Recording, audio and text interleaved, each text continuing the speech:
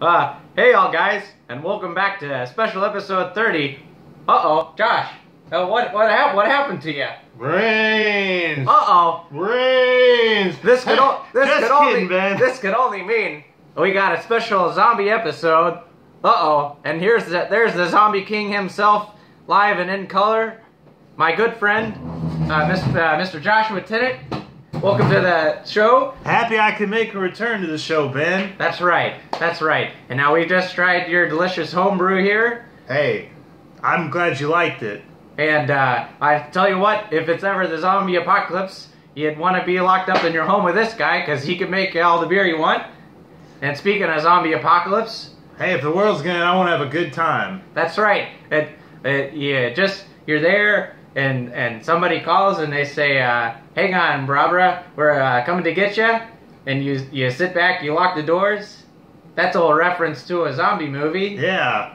The night before the living dead. The night before the living dead. And then you know what would have made them a lot more calm in that house?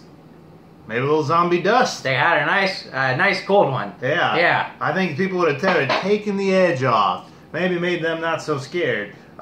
So Josh, I know you're familiar with the show here. What we typically do is we crack open into the beer without reading any of the label. Okay. Just what it is, but not about it. Whoops. We pour. No, you hadn't broken any rules. Oh. We just don't like to read about the beer. Sure. Just the name of the beer. We'll pour it in. We'll take a whiff, take a sniff, take a couple drinks, and then read about the beer. I like to try to figure out what's going on in the beer before I read about it. So without further ado, let's pop the tops off these suckers like they'd pop the tops off of people whose brains they want to eat. Hey, you're right about that. Yeah. Hopefully that doesn't. Hopefully our heads don't spin from drinking this beer. Now, Josh, I notice you do something different than what I do. Okay. Hey Ben, show me what you do. I want to learn from the master. I pop the top off in usually one fell swoop. Now, are these different from normal beers? Or do you have a method that you use that I am not aware of? I think that's just a shitty bottle opener, Ben. Well, kids at home? Care? Sorry about that. Sometimes my mouth runs away from me. Hey. Much like if we're gonna run, we better run away from the zombies. Zombies, yeah. So, let's pour it in here. Let them see your pour there. Hold it up so all the people at home can see you. That's good. Sometimes I don't give a good enough head on these beers. That's one of the notes I've had.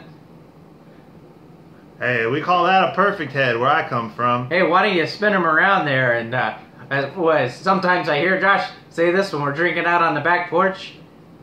He leans over to me and he says, "Get your own damn beer." Hey, but this is from before everyone gets carried. I know I've said a lot of profane things tonight. But this is actually from a dam. We're like a couple of sailors. Yeah. Speaking of sailors, that's not a bad place to be if you're at the zombie apocalypse. You out on the ocean. Hey, you're right. As far as I know, they can't swim. But I've never seen no zombie fish. Let's see if I can't get as good a pour as you got there. That's pretty aggressive. I like to tell everybody it's a learning process. We're all learning together. That's not that bad. Ben, that looks like about a finger ahead, and I gotta say that's perfect. Hey, I'd rather be a finger ahead than a foot below. Yeah, that's right. That's so cheers. We'll take a whiff and. Ooh, smells pretty nice, doesn't it? I think. Hey, if the zombies all smell like this, they're dust. I would. You might find me sniffing a few of them. Invite them over to the house to have a drink. I think you're right. Say, there's an idea. You think there are zombies that maybe enjoy having a beer every now and then? You gotta wonder that, Ben. I'm wondering if a zombie drinks, does he get a little more tipsy than he already is? And maybe a tip will topple over on his own self, make him easier to beat the zombies, unless they're friendly zombies. Maybe that's the problem in all those movies. They don't give them enough beer. Are they saying brains, or are they saying brews? What do you smell there, Josh? Walk the folks at home. So far, I'm smelling a lot of hops, Ben. A lot of Citra hops in this one. It sounds like it's going to be a juicy, hoppy experience. I do too. Nice. Looking forward to it. A nice hot summer night beer. So let's take a drink. Let's give it a shot.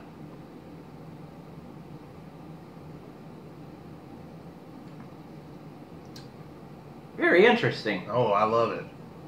You know, I have to say, the way that it smells, like you said, citrus hops, I was expecting it to pack more of a punch than it did, and it's much more creamy and smooth than I had figured it would be.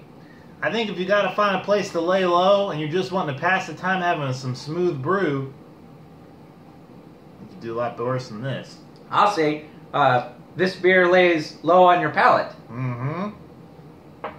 Let's read about the beer here. So, Zombie Dust Pale Ale, bottled and brewed and bottled by Three Floyds Brewing LLC in Munster, Now, that's a real goof there. Yeah, It's brewed in Munster, Indiana. Hey, It's brewed in Munster, Indiana there, and it's got a Munster on the label. it's a monster of a beer. You think they did that on purpose? Sometimes you wonder these things. That's terrific. You can go to threefloyds.com. Sounds like to learn more about it. Why don't you read a lot of these beer companies, they put a little story there. Oh. You want to read the story? I'll read it aloud as you read it silently to yourself. This intensely hopped and gushing undead pale ale will be one's only respite after the zombie apocalypse.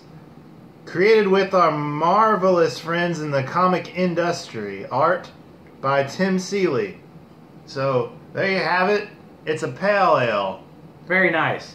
Zombie Dust at Munster, Indiana by Three Floyds Brewing Company. Watch out for the Munsters. That's right.